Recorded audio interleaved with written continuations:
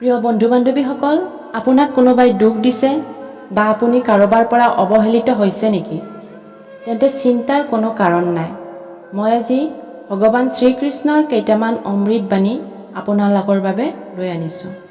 মোৰ বিশ্বাস এই ভিডিঅ'টো চোৱাৰ পিছত কেতিয়াও আপুনি জীৱনত বিচলিত হ'ব লগা নহয়। গতিকে ভিডিঅ'টো স্কিপ নকৰি সম্পূৰ্ণ ভিডিঅ'টো চাব বুলি আশা কৰিলোঁ। যদি ভগৱানে তোমাক বেছিকৈ অপেক্ষা কৰোৱাইছে, তেতিয়াহ'লে সাজু হৈ থাকিবা। ভগৱানে তোমাক বহুত বেছি দিব, যিমান তুমি বিচাৰিছা। জীৱনৰ কাৰণে তুমি ইমানো নাভাবিবা। যিজনে তোমাক জীৱন দিছে, সিও তোমাৰ বাবে ভাবি থৈছে। বিনা কাৰণত কোনেও কাৰো লগত সংস্পৰ্শ নঘটে। কিছুমানে কাৰোবাৰ পৰা জীৱনৰ শিকনি লাভ কৰে আৰু আন কিছুমানে কাৰোবাৰ পৰা জ্ঞান লাভ কৰে। শ্ৰীকৃষ্ণই কৈছে যে তুমি কাৰোবাক দুখ দি মোৰ পৰা সুখ কেতিয়াও আশা নকৰিবা। আৰু তুমি যদি কাৰোবাক এটা পলো সুখ দিয়া, তেন্তে নিজৰ দুখৰ কথা কেতিয়াও চিন্তা নকৰিবা। যেতিয়া দুখ আৰু মানুহৰ তিতাকেহা মাত এই দুয়োটাই যদি সহ্য কৰিবলৈ শিকি যায়, তেওঁ জীৱনত জীয়াই থাকিবলৈ শিকি গ'ল। হাঁহি থাকা, তেতিয়াহে সকলোৱে তোমাক সংগ দিব।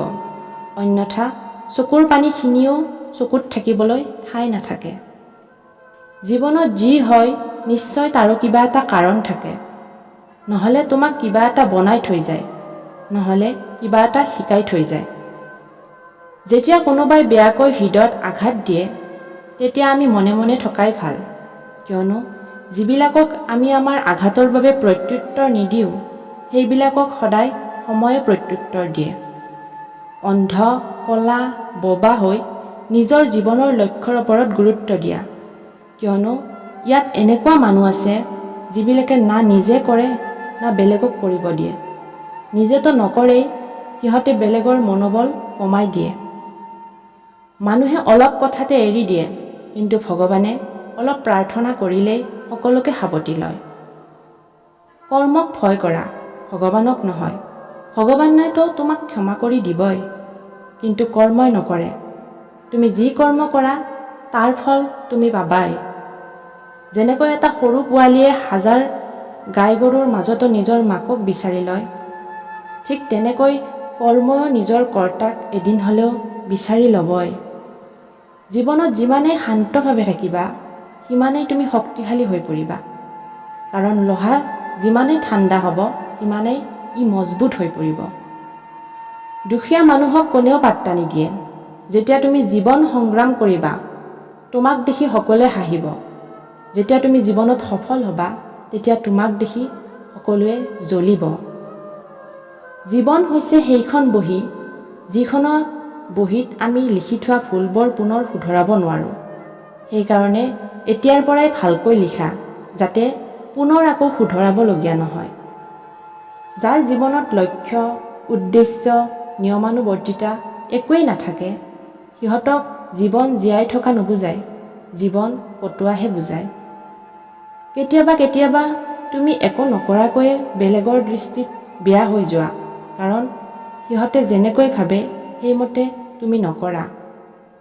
যিবিলাক মানুহৰ হৃদয়ত সঁচা মানৱতা আছে, তেওঁলোকে সদায় এইটোৱে ভাবে যে মই পোৱা দুখবোৰ যাতে কোনেও নাপায় আৰু মই পোৱা সুখবোৰ যাতে সকলোৱে পায়। মই হাঁহিও চালোঁ, কান্দিও চালোঁ, কাৰোবাক পায়ো চালোঁ, কাৰোবাক হেৰুৱায়ো চালোঁ, আৰু অৱশেষত বুজিলোঁ যে জীৱনত সেইজনেই জীয়াই থাকিব পাৰে যিজনে অকলে জীয়াই থাকিবলৈ শিকি যায়। জীৱনে বহুত কিবা কিবি শিকাই থৈ যায়, কেতিয়াবা হহুৱাই, কেতিয়াবা কন্দুৱাই। জীৱনত কেতিয়াও কাকো নিজতকৈ বেছি বিশ্বাস নকৰিবা, কিয়নো আন্ধাৰত নিজৰ ছাঁটোৱেও এৰি থৈ যায়। যদি আপোনাক কোনোবাই সঁচা প্ৰেম কৰে, তেতিয়া তেওঁ আপোনাক নিশ্চয় সময় দিব। প্ৰতিটো পৰিস্থিতিতে তোমাৰ লগত থাকিব আৰু তোমাৰ বাবে সকলো সমৰ্পিত কৰি দিব। কিয়নো সঁচা প্ৰেমে সদায় এজনে আনজনৰ সুখ হোৱাটো বিচাৰে, চকুত চকুপানী নহয়। লোহাক কোনেও নষ্ট কৰিব নোৱাৰে, কেৱল মামৰেহে লোহাক নষ্ট কৰিব পাৰে। ঠিক তেনেদৰে মানুহকো বেলেগে ধ্বংস কৰিব নোৱাৰে, তেওঁ নিজৰ চিন্তাই তেওঁক ধ্বংস কৰে। সেইকাৰণে সদায় ভাল চিন্তা কৰিব লাগে, তেতিয়া নিশ্চয় ইয়াৰ ফলাফলো ভালেই হ'ব। ইমানো দুৰ্বল নহবা যে বেলেগে তোমাক ভাঙিব পাৰে। তুমি নিজকে শক্তিশালী কৰি তোলা।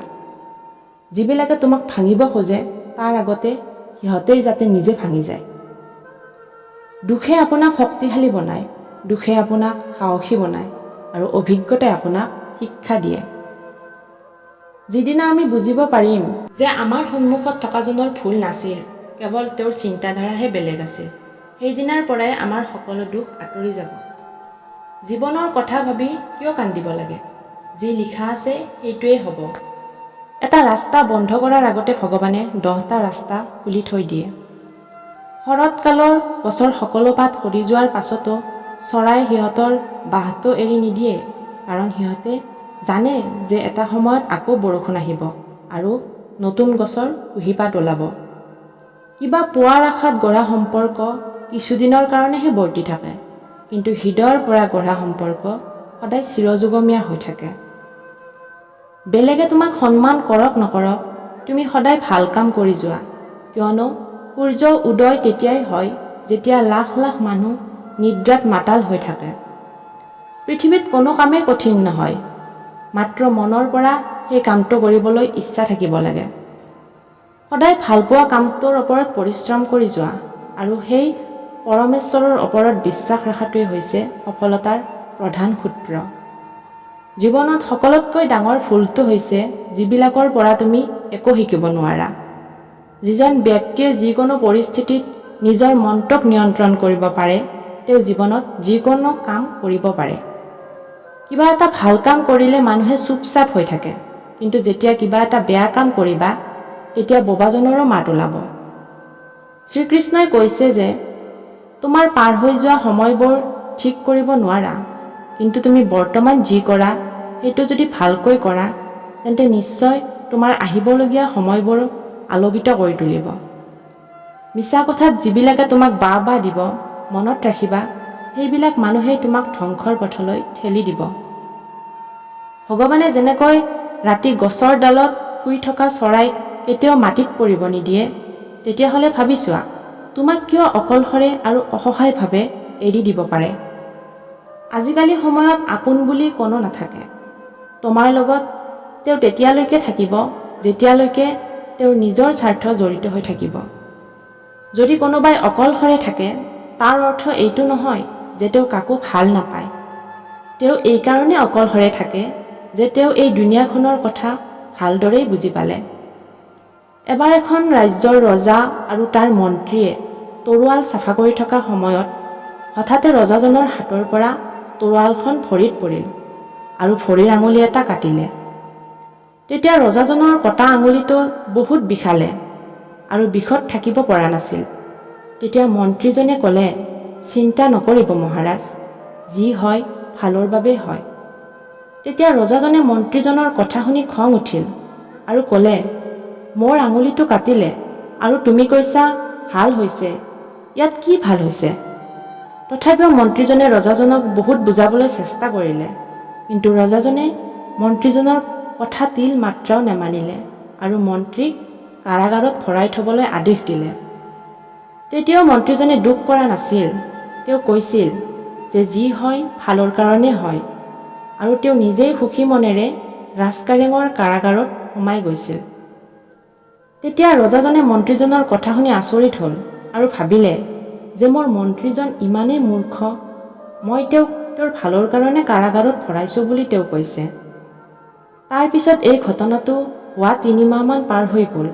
এদিনাখন ৰজাজনে তেওঁৰ সৈন্যৰ লগত এখন হাবিলৈ চিকাৰ কৰিবলৈ ওলাই গ'ল। তেতিয়া ৰজাজনে হাবিত এটা হৰিণা পহু দেখা পালে আৰু ৰজাজনে হৰিণাটোক খেদি খেদি তেওঁৰ সৈন্যখিনিৰ পৰা বিচ্ছেদ হৈ পৰিল আৰু হৰিণাটোক মাৰিব নোৱাৰিলে। ৰজাজনে গভীৰ অৰণ্যত সোমাই পৰিল আৰু তেওঁ হাবিৰ পৰা ওলাই যোৱা ৰাস্তাটো পাহৰি গ'ল। হঠাতে হাবিত ঘূৰি ফুৰা এদল আদিবাসী লোকে ৰজাজনক দেখি চাৰিওফালে আগুৰি ধৰিলে। সেই আদিবাসী লোকসকলে তেওঁক ৰজা বুলি জনা নাছিল আৰু আদিবাসী লোকসকলে তেওঁলোকৰ দেৱতাক বলি দিবৰ কাৰণে এজন মানুহ বিচাৰি ফুৰিছিল। আদিবাসী লোকসকলে ৰজাজনক ধৰি নিজৰ এলেকালৈ লৈ যায়। ৰজাজনে আদিবাসী লোকসকলক বাৰে বাৰে বুজাবলৈ চেষ্টা কৰিছিল যদিও আদিবাসীসকলে ৰজাজনৰ একো কথাই বুজি পোৱা নাছিল আৰু সিহঁতে ফূৰ্তিত নাচিবলৈ আৰম্ভ কৰিছিল। আদিবাসীসকলে ৰজাজনক গা ধুৱাই বলি দিবলৈ বুলি কাপোৰ পিন্ধালে। তেতিয়া ৰজাজনে ভাবিলে যে তেওঁ আৰু জীয়াই নাথাকিব। যেতিয়া আদিবাসীসকলৰ মুখিয়ালজনে ৰজাজনক বলি দিবলৈ বুলি ওচৰলৈ যায় আৰু দেখিলে যে ৰজাজনৰ ভৰিৰ এটা আঙুলি কটা আছে, তেতিয়া আদিবাসী মুখিয়ালজনে ক'লে যে এইজন মানুহৰ বলি দিব নোৱাৰি, কাৰণ এই মানুহজনৰ শৰীৰৰ সম্পূৰ্ণ অংগ নাই, ইয়াৰ ভৰিৰ এটা আঙুলি কটা আছে, সেইকাৰণে ইয়াক বলি দিব নোৱাৰি। আৰু সিহঁতৰ দেৱতাক সম্পূৰ্ণ অংগ থকা মানুহকহে বলি দিয়া হয়। যদি সম্পূৰ্ণ অংগ নথকা মানুহক বলি দিয়ে, তেতিয়া সিহঁতৰ দেৱতাই সন্তুষ্ট হোৱাৰ সলনি অসন্তুষ্টহে হয়। তাৰপিছত আদিবাসীসকলে ৰজাজনক এৰি দিয়ে আৰু ৰজাজনে সুখী মনেৰে নিজৰ ৰাজ্যলৈ গুচি যায়। তেতিয়া ৰজাজনে ভাবিলে যে মোৰ যদি সেইদিনা আঙুলিটো নকটা হ'লে মই আজি মৃত্যু হ'লহেঁতেন। মন্ত্ৰীজনে ঠিকেই কৈছিল, যি হয় ভালৰ কাৰণে হয়। তাৰপিছত ৰজাজনে তেওঁৰ সৈন্যসকলক যিমান পাৰে সোনকালে মন্ত্ৰীক কাৰাগাৰৰ পৰা মুকলি কৰি দিবলৈ আদেশ দিয়ে আৰু পুনৰ মন্ত্ৰীজনক তেওঁৰ আগৰ মন্ত্ৰীৰ পদটো দিলে।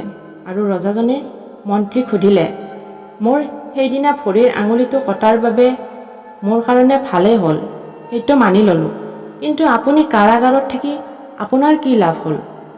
তেতিয়া মন্ত্ৰীজনে হাঁহি হাঁহি ক'লে, মহাৰাজ, আপুনি সেইদিনা মোক কাৰাগাৰত নভৰা হ'লে মোকো আপুনি চিকাৰ কৰিবলৈ অৰণ্যলৈ লৈ গ'লহেঁতেন আৰু আদিবাসীসকলে আপোনাৰ সলনি মোক বলি দিলেহেঁতেন, কাৰণ মোৰ শৰীৰত কটা নাই। তেতিয়া মন্ত্ৰীজনৰ কথা শুনি ৰজাজনে ভালকৈ বুজি পালে যে মানুহৰ জীৱনত যি হয় ভালৰ কাৰণেই হয়। প্ৰিয় বন্ধু বান্ধৱীসকল, যদি ষ্টৰিটো ভাল লাগিছে তেন্তে লাইক, কমেণ্ট, শ্বেয়াৰ কৰিব আৰু চেনেলটো ছাবস্ক্ৰাইব কৰি অকণমান আগুৱাই যোৱাত সহায় কৰিব। ধন্যবাদ।